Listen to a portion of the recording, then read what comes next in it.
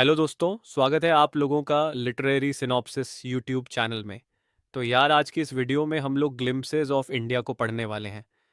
तो सबसे पहले तुम लोग ये जान लो कि ग्लिम्पसेस का मतलब होता है झलक, और इंडिया तो आप जानते ही हैं, अपना प्यारा भारत। तो यार ग्लिम्पसेस ऑफ इंडिया चैप्टर में राइटर्स ने इंडिया की कुछ पुरानी यादों के बारे में बताया है। जो भी चीज़ें उनके टाइम पे होती थी, उन्हीं में से कुछ चीज़ों को राइटर्स ने ग्लिम्पसेस ऑफ इंडिया में दिखाया है। लेकिन यार अगर तुम लोगों ने कभी बुक्स खोल कर देखा होगा, तो तुम लोगों को भी पता होगा कि ये जो चैप्टर है ग्लिम्पसेस ऑफ इंडिया, इसका 3 पार्ट है। वैसे मुझे अच्छे से पता है कि तुम लोग लिटरेचर तो पढ़ते नहीं हो।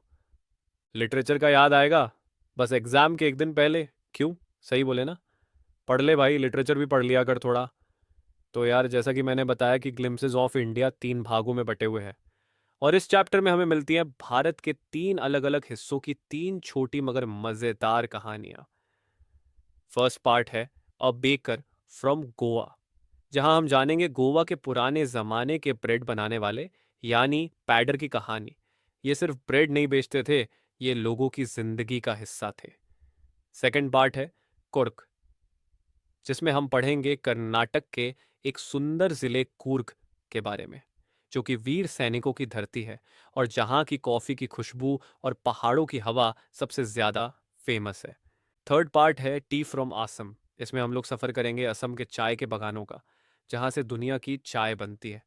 तो चलिए दोस्तों, ज़्यादा टाइम ना वेस्ट करते हुए जल्दी से हम लोग ग्लिम्पसेस ऑफ इंडिया का first part A baker from Goa को पढ़ते हैं, जिसे लिखने वाले इंसान का नाम है लुसियो रोड्रिग्स।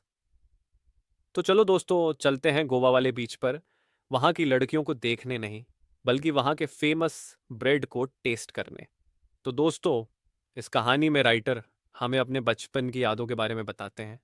वो बताते हैं कि जब इंडिया में पोर्चुगीज़ का राज था, तो वो लोग ही इंडिया में ब्रेड्स को लाए थे, और तभी से गोवा में ब्रेड्स काफ़ी ज़्यादा फेमस हो गया था। स्टोरी के स्टार्टिंग में राइटर बोलते हैं कि गोवा के लोग अब भी उस टाइम को याद करते हैं जिस टाइम पोर्चुगीज़ लोगों का राज था इंडिया में, और ख़ासकर लोग उस समय को सबसे ज़्यादा याद करते हैं जब पोर्चुगीज़ के टाइम में स्वादिष्ट ब्रेड मिलता था। दोस्तों, राइटर बोलते हैं कि हालांकि पोर्चुगीज़ लोग तो इंडिया छोड़कर चले गए, लेकिन उनके समय के बेकर्स यानी कि ब्रेड बनाने वाले लोग अब भी गोवा में ब्रेड बनाते हैं। और ब्रेड बनाने का जो पुराना तरीका पहले यूज़ होता था, आज भी वही तरीका यूज़ होता है ब्रेड को बनाने के लिए। और ब्रेड बनाने के लिए जो भट्टियाँ या ओवन पहले इस्तेमाल होती थी, आज भी उसे ही यूज़ किया जाता है। अब यार राइटर बताते हैं कि जब मैं छोटा था तब हर सुबह कुछ अलग ही होती थी। हमें किसी अलार्म की ज़रूरत नहीं होती थी, बल्कि बेकरी वाले की टन-टन की आवाज़ से ही नींद खुलती थी। एक मोटा सा बेकरी वाला अपनी छड़ी से आवाज़ करते हुए गली में आता था, और बच्चे उसके पीछे भागते थे। जैसे आजकल बच्चों को पिज़्ज़ा पसंद होता है, वैसे ही हम सब ब्रेड के दीवाने थे। राइटर बताते हैं कि आज भी गोवा की कई गलियों में बेकर्स की टन-टन की घंटी सुनाई देती है। भले ही जो बेकर्स उस समय हुआ करते थे वो अब नहीं होंगे, लेकिन उनके बच्चे आज भी ब्रेड बनाने का ही काम किया करते हैं। यानी कि दोस्तों, एक तरह से ये ब्रेड बनाने वाला काम वो लोग का खानदानी था, और ब्रेड बनाने वाले को गोवा में पैडर भी कहा जाता है। फिर राइटर बताते हैं कि बेकर दिन भर में कम से कम 2 बार हमारे गलियों में आता था। एक बार सुबह को जब वो ब्रेड्स को बेचने के लिए जा रहा होता था, और एक बार शाम को जब वो ब्रेड को बेचकर वापस आ रहा होता था। लेखक बोलते हैं कि अब ये जो बेकरी वाला था ना, ये बड़ा इंटरेस्टिंग बंदा था। सफ़ेद धोती, आधी मोड़ी हुई, और एक माथे पर टोकरी। और भाई साहब, उसकी टोकरी से आती थी ऐसी महक कि घरवाले कहते थे, अरे भाई, ज़रा रोक लो उसे।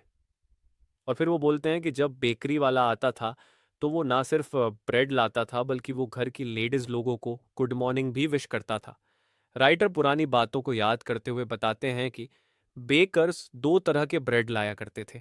एक तो वो लोव्स लाते थे, और बच्चों के लिए वो ब्रेड बैंगल्स लाते थे, यानी कि ब्रेड की गोल गोल चूड़ियों जैसी बिस्किट्स, जिसे देखकर मुंह में पानी आ जाए।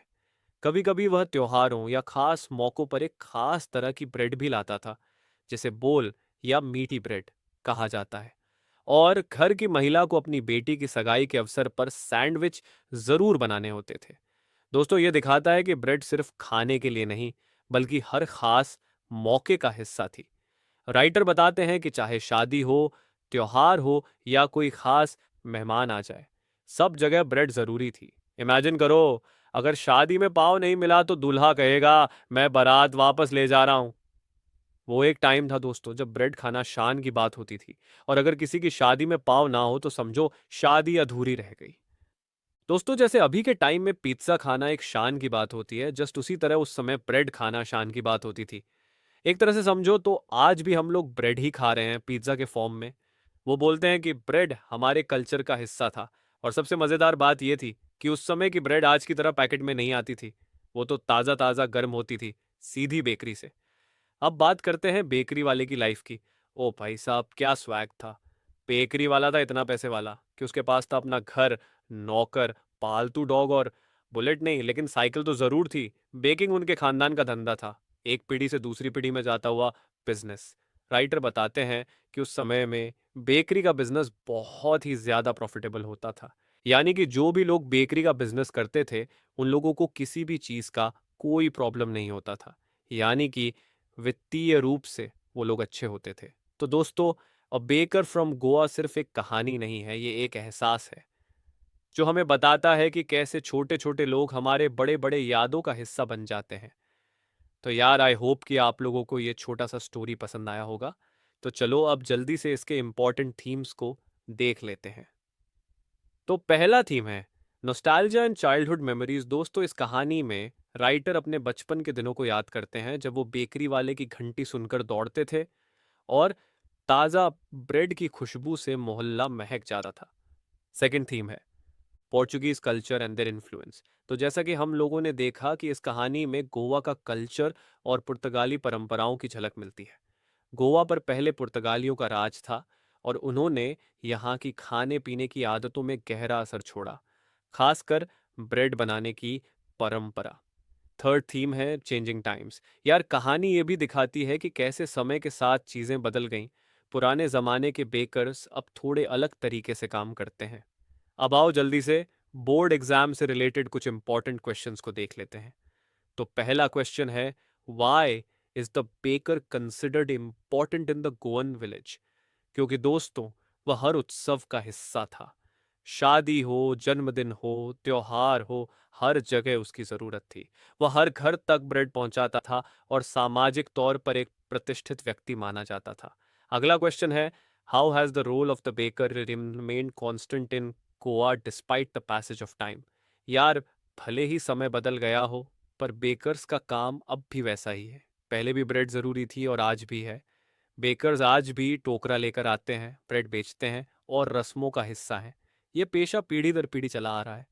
यही वजह है कि गोवा में बेकर्स की पहचान आज भी बनी हुई है। अगला क्वेश्चन है how does the story a baker from Goa show the importance of preserving tradition and culture. यार ये कहानी बताती है कि कैसे पुर्तगाली संस्कृति की देन ब्रेड बेकिंग आज भी गोवा के जीवन का इम्पोर्टेंट पार्ट है। बेकर्स की ड्रेस, उनकी लाइफस्टाइल और उनका गांव के सामाजिक जीवन में महत्व यह दिखाता है कि परंपराएं समय के साथ बदल सकती हैं, लेकिन उन्हें बचाना हमारी जिम्मेदारी है। ये हमें अपनी जड़ों से जोड़े रखती हैं। नेक्स्ट क्वेश्चन है what does the narrator's nostalgic tone in the story teach us about childhood and simple joys of life. दोस्तों लेखक बचपन की उन छोटी छोटी खुशियों को याद करता है, जैसे ब्रेड वाले का आना, दोस्तों के साथ भाग कर जाना। ब्रेड की खुशबू जो हमें सिखाती हैं कि असली खुशियाँ साधारण चीज़ों में छिपी होती हैं। हमें अपने बचपन की मासूमियत और उन लम्हों को हमेशा बचा कर रखना चाहिए। नेक्स्ट क्वेश्चन है what lesson can we learn from the respect the villagers show to the baker. यानी कि गांव वालों द्वारा बेकर्स को जो सम्मान दिया जाता था उससे हमें क्या सीख मिलती है। तो यार हम सीखते हैं कि हर काम की इज्जत होनी चाहिए, चाहे वो बड़ा हो या छोटा। मेहनत और ईमानदारी से किया गया हर कार्य सम्मान का हकदार है। गांव वाले बेकर्स को एक ज़रूरी इंसान मानते थे क्योंकि वो उनके त्योहारों और खुशियों का हिस्सा था। तो दोस्तों यही थी हमारी कहानी गोवा के उस बेकरी वाले की जो सिर्फ ब्रेड नहीं बचपन की यादें भी सेंकता था।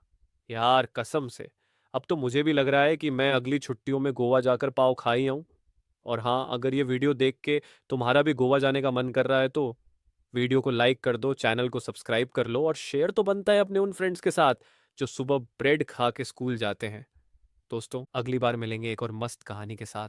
तब तक के लिए ब्रेड लो, बटर लगाओ और लाइफ को मज़े से चबाओ। Bye bye, take care, happy learning.